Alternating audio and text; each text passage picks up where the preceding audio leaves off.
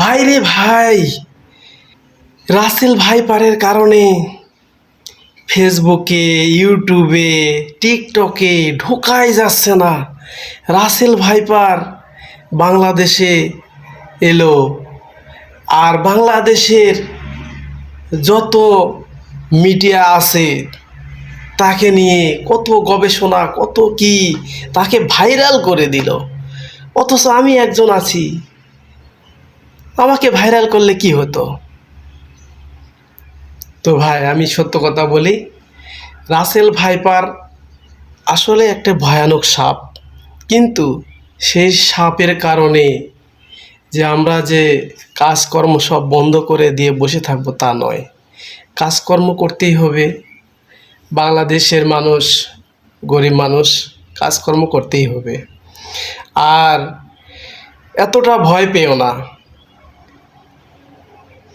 সাপের কারণে, রাসেল ভাইপারের কারণে এতটা ভয় পেও না। তার চিকিৎসা আছে। আর এই রাসেল ভাইপার আজ থেকে 2 বছর আগে বাংলাদেশে এসেছে, কিন্তু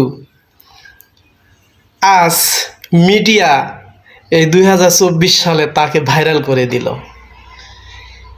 এর আগে 2 বছর আগে এসেছে, তখনও এতটা ভাইরাল হয়নি।